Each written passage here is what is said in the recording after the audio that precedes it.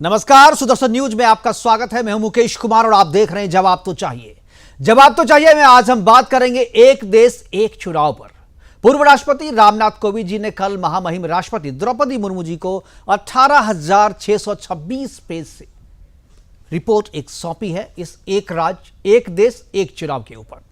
Report में एक देश एक चुनाव को जनहित में बताया गया। एक साथ चुनाव कराने के लिए जो संवैधानिक, लीगल और तकनीकी चुनौतियां आएंगी उससे निपटने के लिए इस रिपोर्ट में सुझाव दिए गए हैं। संविधान और कानून विशेषज्ञों से चर्चा करने के साथ साथ उनके सुझावों को भी रिपोर्ट में जगह दी गई है। सबसे पहली और बड़ी मुश्किल इस मिशन में यह है कि सभी राज्यों के विधानसभा का कार्यकाल अलग अलग है। उन्हें एक साथ कराने के लिए किसी राज्य के विधानसभा का कार्यकाल हो सकता है बढ़ाना पड़े और हो सकता है किसी के कार्यकाल को घटाना भी पड़ जाए।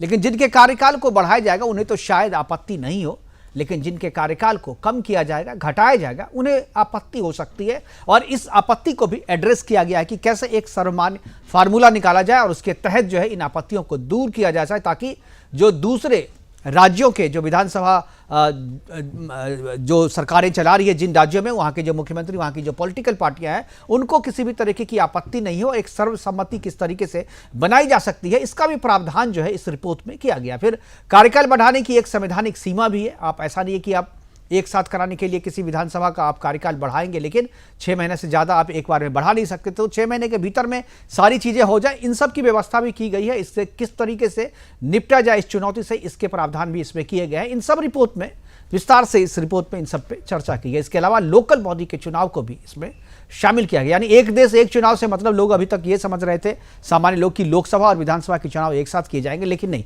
इसमें लोकल बॉडी के चुनाव को भी शामिल किया गया है। और इसमें ये एक जो सुझाव दिया गया कि फेज वाइज पहले लोकसभा का कराया जाए, फिर विधानसभा का कराया जाए और उसके बाद फिर लोकल बॉडी के चुनाव कराने की सिफारिश इस रिपोर्ट में की गई है।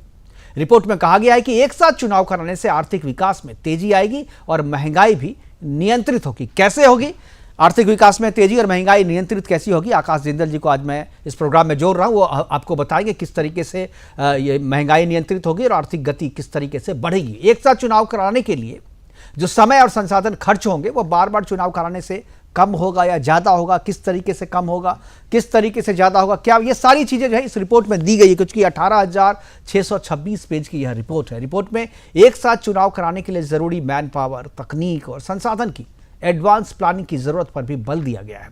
आज अपने प्रोग्राम में हम चर्चा करेंगे कि क्या एक देश एक चुनाव के लिए भारत तैयार है, क्या एक देश एक चुनाव के लिए राजनीतिक सहमति भी बनानी जरूरी है, क्या एक देश एक चुनाव को लागू करने के लिए संविधान संशोधन की जरूरत होगी, और क्या एक देश एक चुनाव के लिए हमारा लोकतंत्र तैयार है, इसमें भी चर्चा करेंगे। और चर्चा के लिए हमारे साथ कुछ मेहमान होंगे, संविधान विशेषज्ञ होंगे, जो मार्केट के एक्सपर्ट हैं, जो आर्थिक क्षेत्र के जो जानकार हैं वो भी हमारे साथ रहेंगे, और राजनीतिक क्षेत्र के गेस्ट भी हमारे साथ रहेंगे। लेकिन उससे पहले मैं एक छोटी सी रिपोर्ट देखते हैं। रिपोर्ट के बाद जो है मेहमानों से परिचय करवाएंगे और फिर चर्चा की शुरुआत करेंगे।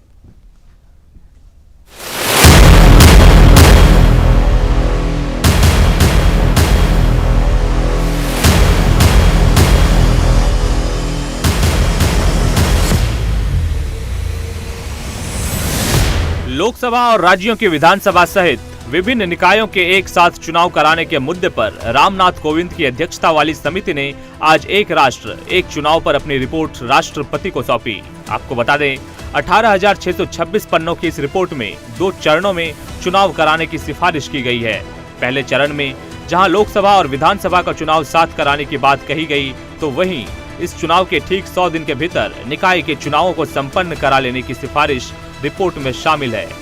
रामनाथ कोविंद की अध्यक्षता में अमित शाह, गुलाम नबी आजाद सहित 8 सदस्यों की इस कमेटी ने कई एक्सपर्टों से चर्चा करने के बाद 191 दिनों में यह रिपोर्ट तैयार किया है। रिपोर्ट के तहत जो सबसे बड़ी बात निकलकर सामने आई वो है कि विधि आयोग के प्रस्ताव पर यदि सभी दल सहमत हुए तो यह 2029 से लागू होगा। अगर ऐसा हुआ तो विशेषज्ञों के अनुसार दिसंबर 2026 तक 25 राज्यों में विधानसभा चुनाव कराने होंगे। वहीं मध्य प्रदेश, राजस्थान, तेलंगाना, छत्तीसगढ़ और मिजोरम विधानसभा का कार्यकाल 6 महीने बढ़ाकर जून 2029 तक कराए जाने की संभावना जताई जा रही है। आपको बता दें, 1951 से लेकर 1967 के बीच हर 5 साल में लोकसभा और सभी राज्य विधानसभाओं के चुनाव एक साथ होते रहे। लेकिन देश में कुछ पुराने राज्यों का पुनर्गठन और नए राज्यों के उभरने के साथ इस प्रक्रिया को साल 1968 और 69 में पूरी तरह से समाप्त कर दिया गया। राज्यों के उभरने के साथ जाहिर सी बात है कि एक देश एक चुनाव के पीछे दलील दी जाती है कि भारत में हर साल कहीं न कहीं चुनाव होते रहे हैं, जिसमें लोकसभा से लेकर पंचायत सदस्य तक के चुनाव शामिल हैं। बार बार आचार संहिता लागू होने तथा सुरक्षा बलों, पुलिस और सरकारी कर्मचारियों को बार बार ड्यूटी पर लगाने से विकास कार्य अवरुद्ध होता है। ऐसे में अलग अलग चुनावों के कारण सरकारी खजाने से अच्छी खासी रकम व्यय होती है। इन सारी समस्याओं को ध्यान में रखकर केंद्र सरकार द्वारा देश में वन नेशन वन इलेक्शन की पॉलिसी को लेकर बीजेपी हमेशा प्रखर रही है। प्रधानमंत्री ने इस पॉलिसी को देश की जरूरत भी बताया था। वन नेशन वन इलेक्शन सिर्फ एक चर्चा का विषय नहीं है, बल्कि ये भारत की जरूरत है। हर कुछ महीने में भारत में कहीं न कहीं बड़े चुनाव हो रहे होते हैं। इससे विकास के कार्यों पर जो प्रभाव पड़ता है उसे आप सब भली भांति जानते हैं। ऐसे में वन नेशन वन इलेक्शन पर गहन अध्ययन और मंथन आवश्यक है।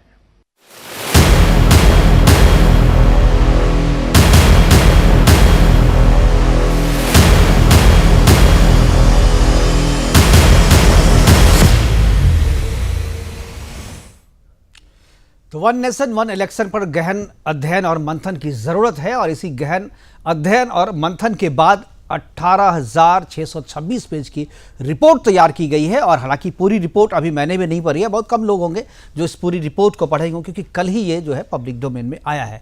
इसके बाद पब्लिक डोमेन में नहीं, सरकार को सौंपी गई, पब्लिक डोमेन में जब आएगा तो उसके बाद से लोग पढ़ेंगे। लेकिन इसकी जानकारियां जो है कुछ हम लोगों के पास है, वो अभी हम साझा करेंगे। और बाकी जो हमारे एक्सपर्ट है उनके साथ हम बात करेंगे। हमारे साथ जो एक्सपर्ट है उनसे मैं आपका परिचय करा दूं। आकाश जिंदल जी हमारे साथ आर्थिक विशेषज्ञ के तौर पे, विनीत जिंदल जी संविधान विशेषज्ञ के तौर पे, अधिवक्ता विजय शर्मा जी हैं वो बीजेपी के प्रवक्ता के तौर पे हैं, और इसके अलावा मुन्ना खान जी है कांग्रेस के अधिवक्ता के तौर पे। सभी मेहमानों का स्वागत है। और चर्चा की शुरुआत जो है मैं मुन्ना खान जी से करना चाहूंगा, लेकिन मुन्ना खान जी स्क्रीन पर दिख नहीं रहे। क्या आवाज आ रही है मुन्ना खान जी आपको? मुन्ना खान जी ये जरा बताएं कि आप लोग इसका विरोध कर रहे हैं, क्यों कर रहे हैं विरोध? जरा सा हमारे दर्शकों को बताइए कि क्यों कांग्रेस को एक साथ चुनाव कराने से परहेज है, वन नेशन वन इलेक्शन से परहेज क्यों है? देखिए, बिल्कुल सरल तरीके से समझने की जरूरत है मुकेश जी कि वन नेशन वन इलेक्शन इस देश में अब असंभव है। आप बात करेंगे 1951 से 1967 की, तो वो साल दूसरा था, ये साल दूसरा है। अभी यहाँ हर 10 किलोमीटर पे भाषाएं बदल जाती है, सारी चीजें बात है। दूसरी बात, अब मान लीजिए सारे राज्य, अब लोकसभा का चुनाव है। अगर आप चाहेंगे कि नहीं विधानसभा चुनाव साथ हो, तो ये अगर चुनाव हो गए दोनों एक साथ, फिर कहीं किसी राज्य में सरकार गिर जाती है, तो वो असंभव एक तरीके से होगा और सरकारी खर्च का दुरुपयोग किया जाएगा। तो मैं समझता हूँ कहीं से कहीं तक ये वन नेशन वन इलेक्शन ठीक नहीं है। जो चल रहा है अभी प्रेजेंट टाइम में वो बहुत सही है, इस तरीके से सोचने की जरूरत है। सवाल ये है कि वन नेशन वन इलेक्शन एक हमारे देश में मुद्दा नहीं है। हमारे देश में कई और गहन और ज्वलनशील मुद्दे हैं। सर, ज्वलनशील मुद्दे के लिए अलग से प्रोग्राम करेंगे, तो आप उसमें बोलिएगा, फिर आप बेरोजगारी लेकर के चले आइएगा, युवाओं को रोजगार लेके चले आइएगा। अभी जिस पे हम बात कर रहे हैं उसी पे बात करें। आपने कहा असंभव है, असंभव है आपने कहा, तो ठीक है, कांग्रेस को कहाँ कहा जा रहा है इसे संभव करने के लिए? असंभव कार्य करने के लिए मोदी सरकार है ना, वो कर ही रही है। असंभव है, ये कोई विरोध नहीं है, असंभव है। अगर असंभव को संभव कर दिखाया तो आप सपोर्ट करेंगे? वो 10 साल से दिख रहा है ना कि असंभव को संभव किया है। अरे संभव को तो कर ही नहीं पाई, असंभव की कहां से कर पाएंगे? नहीं, ये कोई आपत्ति नहीं। आप बोले असंभव है, तो असंभव कार्य आपको तो कहने के लिए कह रहे हैं कि आप चांद पे जाइए, आप नहीं जा पाएंगे। लेकिन मोदी सरकार को लग रहा है हम संभव कर लेंगे। रिपोर्ट बनाई है, रिपोर्ट की सिफारिश है। सवाल ये है मुकेश जी कि असंभव को संभव करने के लिए किसने रोका है? आप बहुमत से लवाला बड़ी सरकार है, किसी से पूछने की जरूरत है क्या? फुल बहुमत से सरकार आप कीजिए, कर क्यों नहीं रहे? फिर ये 10 साल से ढोल क्यों बजाया जा रहा? वन नेशन वन इलेक्शन, कुछ दिन पहले नरेंद्र मोदी जी रविन्द्रनाथ टैगोर बन रहे थे कलकत्ता में, वहां भी बताया था इन्होंने कि वन नेशन में हम लागू करेंगे। ऐसी चीजों से आपत्ति है ना मुन्ना खान जी, आपको हर एक चीज से आपत्ति हो जाती है। अरे मुद्दे पे बात करें ना, कोई किसके जैसा लगता है, इससे आपको क्यों आपत्ति होती है? आपत्ति झूठ से है। नहीं, ये अमिताभ बच्चन भी फेल है। हमारे राष्ट्रीय नेता राहुल गांधी जी ने कहा था कि अगर नाटक में अगर कलाकारी में इनको अगर अवार्ड दिया जाए तो अमिताभ बच्चन जी भी फेल हो जाएंगे, इतने बड़े कलाकार है। तो मैं ये कह रहा हूँ कि आप ढोल क्यों बजा रहे हैं? आप लागू कीजिए, किसने रोका आपको? ठीक है, ठीक है, चलिए लागू कीजिएगा। तो फिर मुद्दा बनाना, भाई इनको तो कोई रोका वन नहीं है, नेशन लेकिन वन आपकी इलेक्शन राय फिर करो। देखिए, डेमोक्रेसी में क्या है, रोकने के लिए आपको नंबर्स चाहिए होते हैं, आपके विरोध करने से नहीं रुकेगा। आपको जनता की सहमति चाहिए, आपको जनता का समर्थन चाहिए, जनता के समर्थन से जो नंबर्स मिलेंगे उस नंबर के आधार पर ही आप रोक सकते हैं। वैसे थोड़ी रोक सकते हैं, हमें अच्छा नहीं लग रहा है, ये असंभव है, इससे थोड़ी रुकेगा। आपको अगर रोकना है तो आप जनता के बीच में जाकर के कन्विंस कीजिए उसे, जनता को इस नाम पे जो है वोट लेकर के आइए, जीत करके आइए पार्लियामेंट में अपनी। अभी तो आपको विपक्ष का दर्जा भी नहीं है, इतने कम नंबर हैं, तो फिर इस स्तर पे इस तरीके का विरोध जो है ना वो जचता नहीं है, ठीक नहीं लगता है। अब मैं विजय जी के पास आऊँगा, विजय शर्मा जी। विजय शर्मा जी, जो विरोध जो आपत्ति की जा रही है कि असंभव है या प्रैक्टिकल नहीं है, मुझे लग रहा है कि कहना चाहिए था कि प्रैक्टिकल नहीं है, लेकिन असंभव कहा उन्होंने। क्या आपको लगता है कि ये 2029 तक या 2029 से मोदी की गारंटी के रूप में से आज चुनाव से एन पहले जो है रिपोर्ट सौंपी गई है? पहले मैं सारे श्रोताओं का नमस्कार करना चाहता हूं और मैं कांग्रेस प्रवक्ता की बात का जवाब देना चाहता हूं। कितनी हास्यास्पद ये बातें करते हैं। ये कहते हैं कि ये असंभव है क्योंकि हर 4 किलोमीटर पे भाषा चेंज हो गई और ये अब संभव नहीं है। ये रीजन बता के इन्होंने ये बातें की है। दूसरा ये कहते हैं कि अभी किसी स्टेट में अगर इलेक्शन एक साथ होंगे तो ये दिक्कत हो जाएगी। दूसरा, अगर कोई बीच में होगी तो क्या होगा। मैं इनको जवाब देना चाहता हूँ, 1967 में भी देश में जो 4 किलोमीटर के बाद भाषा चेंज होनी थी वही होनी थी, आज भी वही हालात है। और इनको मैं बताना चाहता हूँ, जो 16,000 से ज्यादा पेज की रिपोर्ट कोविंद जी ने सौंपी है, उनकी कमेटी के द्वारा, रिकमेंडेशन के द्वारा ये सौंपी गई है राष्ट्रपति जी को, उसमें मेरा ऐसा विश्वास है कि इन सारी बातों का निवारण किया गया है और इन सारी बातों को ध्यान में रखते हुए ही राष्ट्रपति जी को ये रिपोर्ट सौंपी गई है। तो ये अनर्गल बातें करते हैं जिसका कोई सर नहीं पैर नहीं, सिर्फ विरोध के लिए विरोध करना। कभी मोदी जी के ऊपर पर्सनल ये आरोप लगाने लगते हैं। अरे मोदी है तो मुमकिन है। अभी आपने देखा सीएए में जो दशकों से लोग प्रताड़ित थे उनको दिया तो कहते हैं जी इन्होंने अभी ये दे दिया। उसके बाद में अभी मोदी जी जो 67 तक, आप मुझे बताइए कौन से प्रदेश में भाषा 67 के बाद में चेंज हो गई, जब 67 तक वही एक देश एक विधान के अंदर ये सारा सब कुछ चल रहा था, मतदान एक साथ चल रहा था, तो अब क्यों पॉसिबल नहीं है। उसके लिए ये 16,000 के पेज की जो अपनी ये रिपोर्ट बनाई गई है, ये पढ़ेंगे तो उसके बाद में बोले। ये तो अभी इन्होंने पढ़ा नहीं, सुना नहीं, कुछ भी नहीं, सिर्फ विरोध करना शुरू कर दिया कि मोदी जी वहां टैगोर लग रहे थे। अरे मोदी जी तो टैगोर लगेंगे ही, उन्होंने गरीबों के लिए, महिलाओं के लिए, आदिवासियों के लिए, जितने भी है सबका ध्यान रखा है। तो बिल्कुल बिल्कुल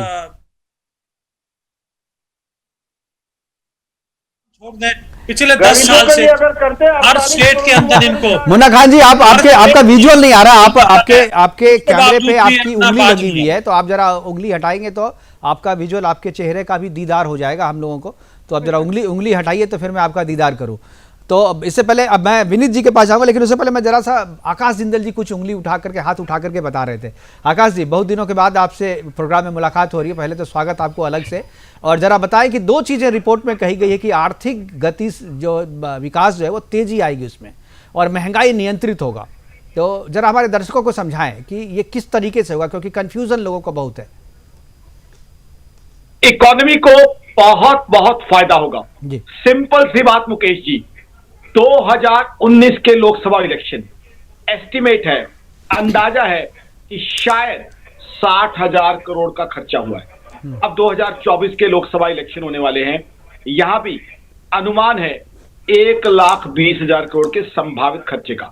अब देखिए, सरकार की, इलेक्शन कमीशन की कितनी इंफ्रास्ट्रक्चर, कितनी मशीनरी, कितनी मैन पावर इलेक्शन के ऊपर लग जाती है। सिक्योरिटी फोर्सेस लगती है, चाहे इलेक्शन कंडक्ट करनी हो, फिर ईवीएम्स की सेफ्टी हो, फिर वोटिंग का काउंट करना हो, कितना उनके लिए जो है ट्रांसपोर्टेशन, भोजन का खर्चा, फिर आप लगाइए वोटर्स के लिए। अब एग्जांपल लीजिए बिहार, जहां के मतदाता, मेरे बिहार के जो मेरे भाई हैं वो पूरे देश के अंदर जो है बहुत मेहनती है, वो देश के अलग अलग राज्यों में काम करते हैं। अब बिहार का मेरा कोई भाई पंजाब में नौकरी करता है, तो क्या वो 3 बार जो है छुट्टी लेके और खर्चा करके बिहार जाएगा वोट डालने के लिए? ऐसा क्यों ना कर हो कि वो मेरा भाई एक बार में ही जाके वोट डाला है। तो इसमें वोटर्स का खर्चा, अब कोई दुकानदार है, वो क्या 3 बार जो है दुकान बंद करके जाएगा? या एक फैक्ट्री वाला, एक दुकान वाला है, अपने कर्मचारियों को 20 दिन या 40 दिन या कितने बार जो है वो छुट्टी देगा कि आप जाके जो है इलेक्शन वोट डालो। ऐसा नहीं हो सकता कि एक दिन अपने कर्मचारियों को छुट्टी दे। तो इससे क्या है कि इकोनॉमी का विकास होगा। आज एक चीज क्लियर है, मोदी जी के राज्य में, मोदी जी के कार्यकाल में हमने देखा है हिंदुस्तान दुनिया की इकोनॉमी डेटा है, ये आकाशदल या आकाशदल.in नहीं कह रहे, ग्लोबल डेटा है। आज 8.4% जीडीपी ग्रोथ है हमारी इस क्वार्टर में, जो कि दुनिया की बड़ी इकोनॉमीज में से सबसे तेज है। चाहे अमेरिका हो, चाहे जापान हो, चाहे जर्मनी हो, कोई भी इकोनॉमी हो, कोई हमारे बराबर नहीं है। तो ऐसे में एक एक पैसा आज हमारे लिए कीमती है। अगर इकोनॉमी का हम एक बड़ा खर्चा बचा पाते हैं तो इसका मतलब क्या है कि हम दूसरी इकोनॉमीज का बेहतर मुकाबला कर पाएंगे। आज मोदी जी के एफर्ट्स के कारण हम 5th लार्जेस्ट इकोनॉमी है, 3rd बिगेस्ट इकोनॉमी बनने की संभावना रखते हैं। तो आज हमारा मुकाबला अमेरिका, चाइना, जर्मनी, जापान जैसी इकोनॉमी से है। तो ऐसे में अगर हमारा खर्चा बचता है और सरकारी मशीनरी उस काम की बजाय देश की इकोनॉमी की ग्रोथ में लगती है, अब सरकारी कर्मचारी है, अगर वो जो है अपनी नौकरी से हटके इलेक्शन कंडक्ट करके जाएगा, इलेक्शन कंडक्ट करने जाएगा, तो जो उसने अपने ऑफिस में काम करना था वो रुकेगा। फिर कोड ऑफ कंडक्ट लग जाता है तो उतने डेवलपमेंट वर्क नहीं हो पाते। फिर मैंने कहा कि दुकानदार या फैक्ट्री वाला अपने एम्प्लॉयज को छुट्टी करता रहेगा तो वहां जो इकोनॉमी की ग्रोथ रुकेगी। आज इकोनॉमी की ग्रोथ बहुत इंपॉर्टेंट है, क्योंकि इकोनॉमी की ग्रोथ से हम गरीब भाई बहनों को सारे वेलफेयर की, सारी ग्रोथ की अपॉर्चुनिटीज दे पाएंगे। साथ ही साथ इकोनॉमी की ग्रोथ से पर कैपिटा इनकम, आम आदमी को एम्प्लॉयमेंट अपॉर्चुनिटीज, रोजगार, तो सबसे इंपॉर्टेंट है। अब आइए दूसरा इंपॉर्टेंट इशू जो आ जाता है आपके सामने, महंगाई। होगा क्या जब इकोनॉमी की ग्रोथ होगी, साथ साथ इलेक्शंस होंगे, तो रिसोर्सेज उस तरफ डायरेक्ट हो जाएंगे। उस तरफ जब रिसोर्सेज डायरेक्ट हो जाएंगे तो चीजों की जो है सप्लाई इस तरीके से हो जाएगी, सप्लाई बढ़ जाएगी, मैन्युफैक्चरिंग बढ़ जाएगी, जिससे हमारी इन्फ्लेशन कम हो जाएगी। आज विपक्ष, मैं विपक्ष का बहुत आदर करता हूं, विपक्ष दो ही बातों की बात करता है हमेशा कि जी महंगाई ज्यादा है, अनएम्प्लॉयमेंट जो है ज्यादा है। तो मैं तो आपके सामने एक इकोनॉमिस्ट हूं, विपक्ष का पूरा आदर करता हूं। मैं ये आपके सामने बताता हूं और आपके जो भी प्रश्न है पूरा डेटा के साथ जवाब दूंगा। वन नेशन वन इलेक्शन से एक तो एम्प्लॉयमेंट अपॉर्चुनिटीज बहुत बढ़ जाएंगी, बेरोजगार जिसकी आप बार बार बात करते हैं वो कम हो जाएंगे, लोगों को रोजगार मिल जाएगा। दूसरा मुद्दा आपका हमेशा होता है महंगाई, तो महंगाई भी कम हो जाएगी। दो मुद्दे अगर एक चीज से खत्म होते हैं और देश की जनता और देश के सरकारी कर्मचारियों को राहत मिलती है और देश की इकोनॉमी की प्रोग्रेस होती है, तो उसमें बुराई क्या है, दिक्कत क्या है? तो आप सही कह रहे हैं आकाश जिंदल जी, बात तो आप बहुत सही कह रहे हैं, लेकिन जिस तरीके से सारी समस्या का हल आप कर देंगे तो फिर विपक्ष के पास मुद्दा क्या रहेगा?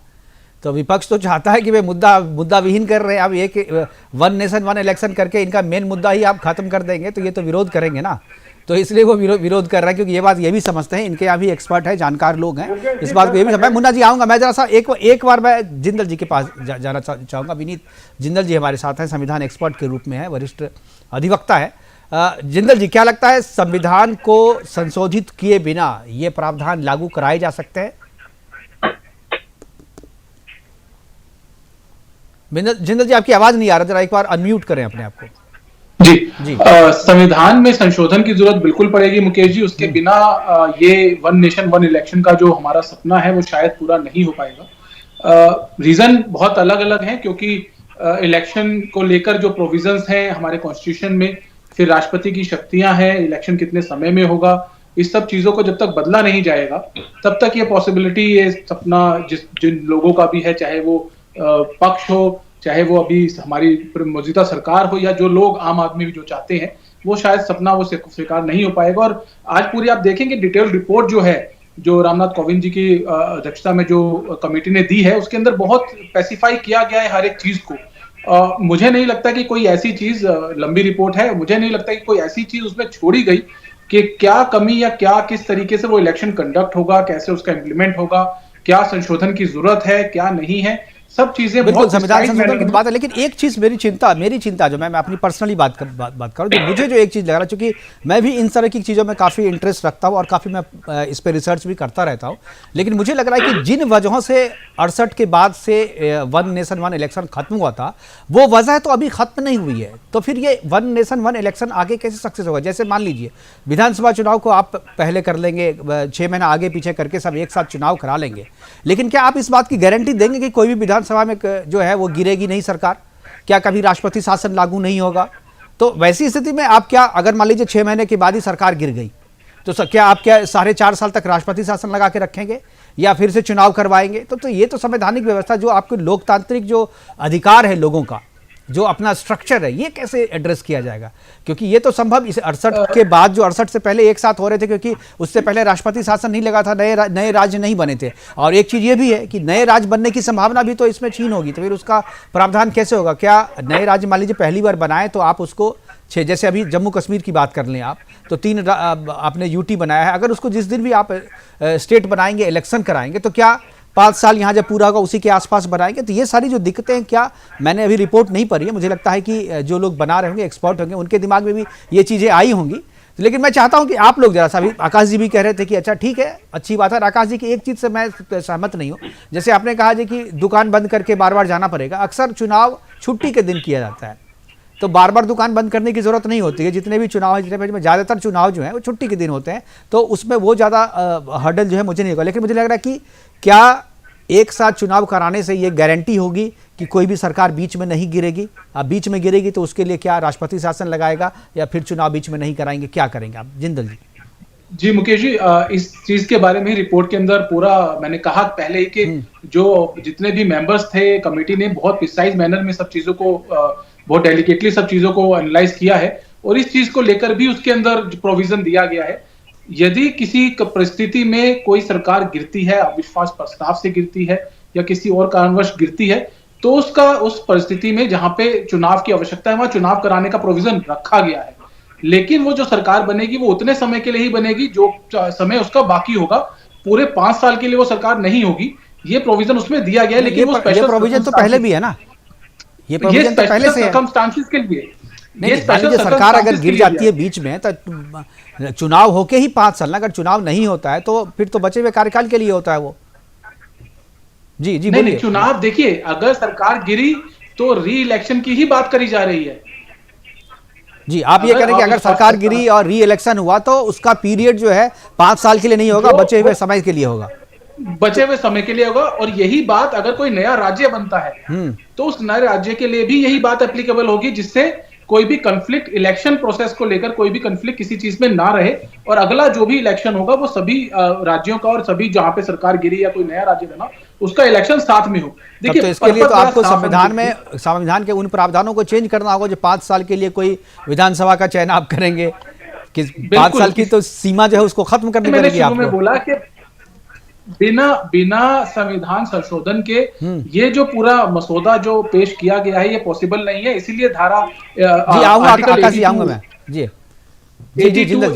जिसकी अब बात आज बहुत विपक्ष ने भी की है कि क्या सरकार कोई नया आर्टिकल जो है वो कॉन्स्टिट्यूशन में जोड़ना चाहती है, तो इस बात की भी जो कमेटी ने रिकमेंडेशन दी है उसके अंदर ये चीज लिखी गई है कि बिल्कुल एक आर्टिकल इसमें जोड़ना पड़ेगा और संशोधन की जरूरत पड़ेगी। उसके बिना ये पूरा जो प्रोसेस है, पूरा प्रोसेस एप्लीकेबल और सही तरीके से हम उसको नहीं कर पाएंगे।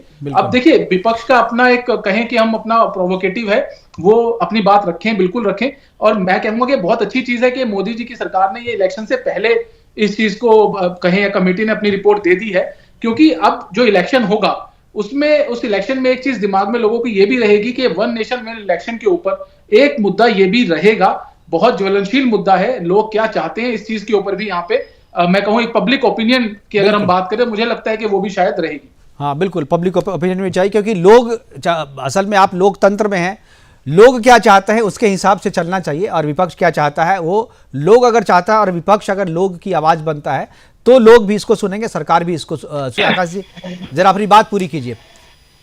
जी, मैं एक बात जो है हमारे दोस्त मुन्ना खान जी के सामने रखना चाहता हूं बड़े प्रेम और प्यार से। कांग्रेस पार्टी की मैं बहुत इज्जत करता हूं, सम्मान करता हूं। मुन्ना खान साहब, मैं एक इकोनॉमिस्ट हूं, लाखों करोड़ों की डील्स करता हूं, लेकिन हर चवन्नी का हिसाब रखता हूं, खर्चा बचाने की हमेशा प्लानिंग करता हूं। अब यहां एक चीज आपके सामने रखना चाहूंगा, कोई भी पॉलिटिकल पार्टी है, इनका अपना खर्चा कितना बच जाएगा। मान लीजिए आप तो एक नेशनल पार्टी है, कोई भी नेशनल पार्टी है, उसके लोकसभा के कैंडिडेट भी खड़े हैं, विधानसभा के भी, और 100 दिन के अंदर लोकल बॉडी के चुनाव होने।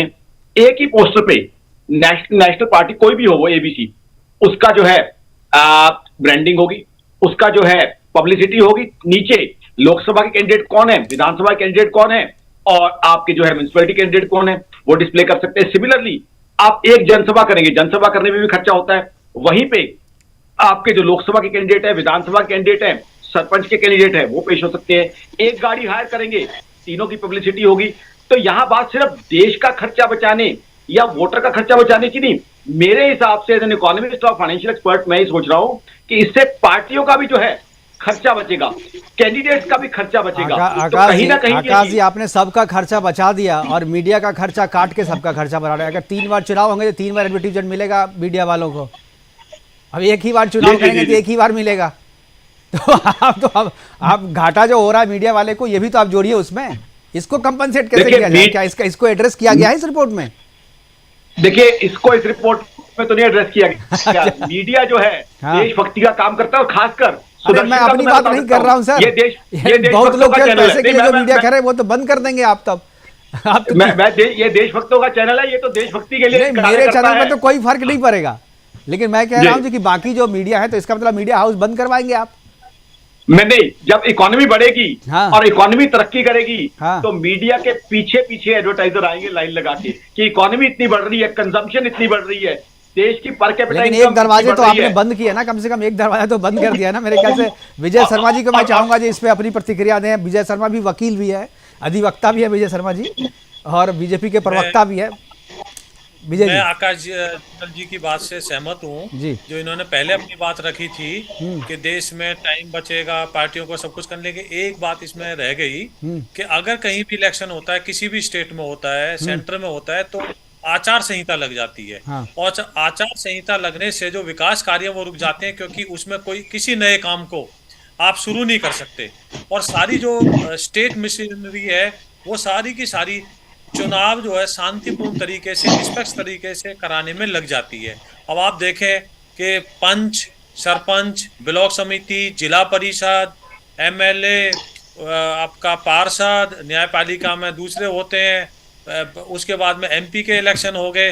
तो इतने सारे इलेक्शन देश में हो गए और उनमें आचार संहिता लगती है, तो कितना समय देश को एक किस्म से पंगु बना दिया जाता है कि भी हम इलेक्शन में मोड में आ गए और अब हमारे को यही करना है, क्योंकि नया कार्य आप कोई भी विकास कार्य अपना शुरू नहीं कर सकते। बिल्कुल।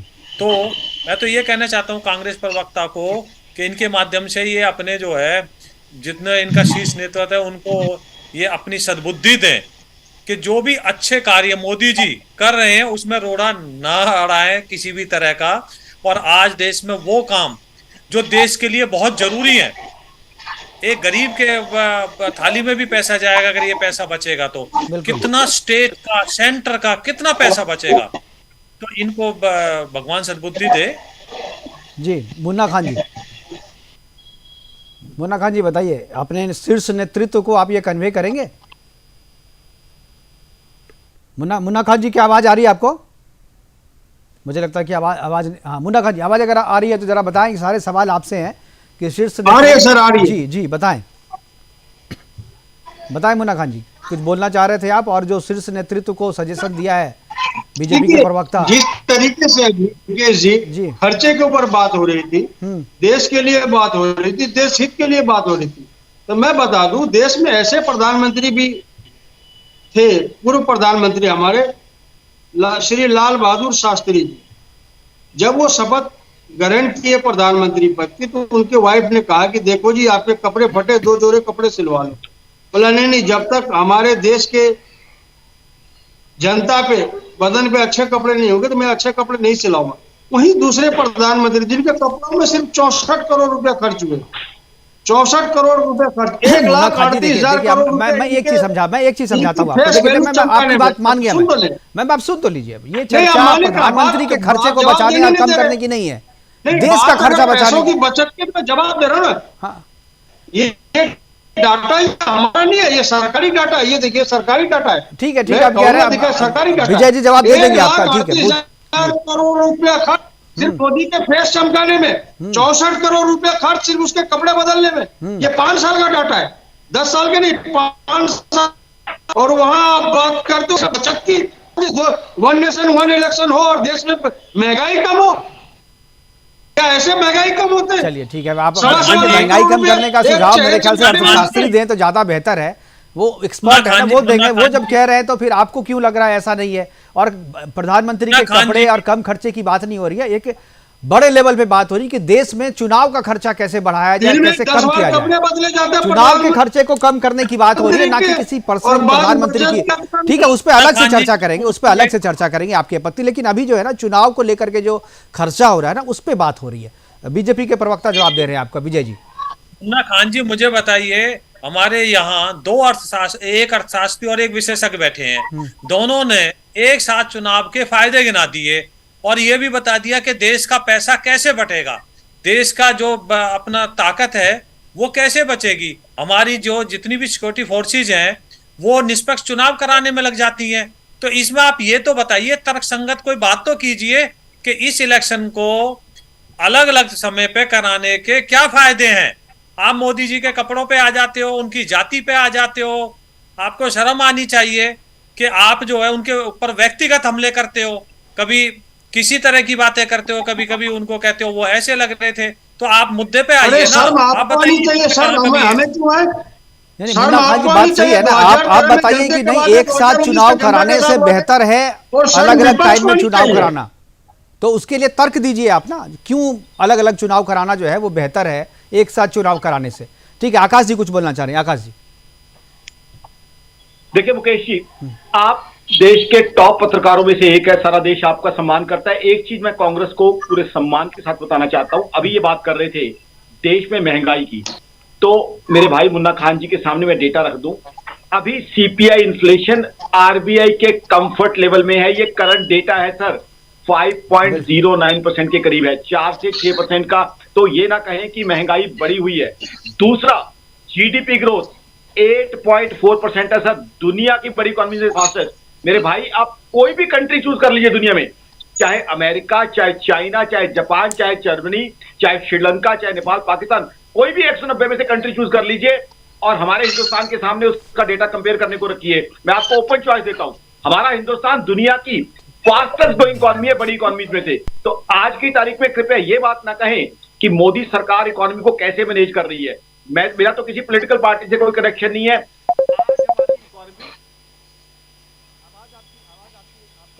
नेटवर्क चला गया सर। आकाश जी, आपकी आवाज़ नहीं मिल पा रही है हमें। वापस मैं एक बार जिंदल जी के पास जाऊंगा। जिंदल जी से एक सवाल, क्योंकि समय को प्रोग्राम को वाइंड अप करने का भी टाइम हो रहा है। मैं जिंदल जी, अगर आपको मेरी आवाज़ आ रही तो एक चीज़ जानना चाहूँगा। ये कह रहे हैं कि खर्चा कम होगा, सही बात है, लेकिन पहली बार जो चुनाव होगा तो मुझे लग रहा है कि उसमें खर्चा जो है बढ़ेगा भी, क्योंकि जितने ईवीएम जो आप अभी यूज कर रहे हो, कोई भी ईवीएम जो है उस समय मुझे लगता है कि यूज करने लायक रहेगा नहीं अगर एक साथ आप करते हैं। तो अगर एक व्यक्ति एक ही बार जाए और तीनों चीज़ के लिए वोट डाले या 2 चीज़ के लिए वोट डाले तो इस ईवीएम से तो काम नहीं चलेगा। बाकी इंफ्रास्ट्रक्चर जो है वो भी चीज़ें चेंज करनी पड़ेगी, तकनीक भी चेंज करनी पड़ेगी। तो उसमें जो खर्चा आएगा, क्या आपको लगता है कि वो खर्चा जो है वो पहली बार बहुत ज़्यादा होगा? देखिए मुकेश जी, 2 चीज़ें बहुत ज़रूरी होती हैं लोकतंत्र के अंदर।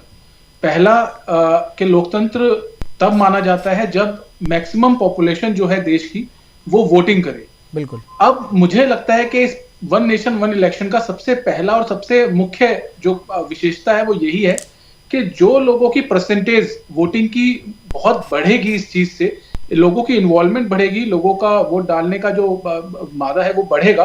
तो ये बहुत बड़ा प्लस पॉइंट है इस पूरे वन नेशन वन इलेक्शन की। दूसरी बात आपने बोली कि जो पहला खर्चा होगा वो खर्चा कैसे मैनेज होगा या बहुत ज्यादा खर्चा होगा, तो बिल्कुल इस बात के लिए एग्रीवेबल बात है ये, क्योंकि जब इंफ्रास्ट्रक्चर आपको नया बनाना होता है, किसी चीज को नया करना होता है, लेकिन आप उसके लॉन्ग टर्म फायदे देखते हैं।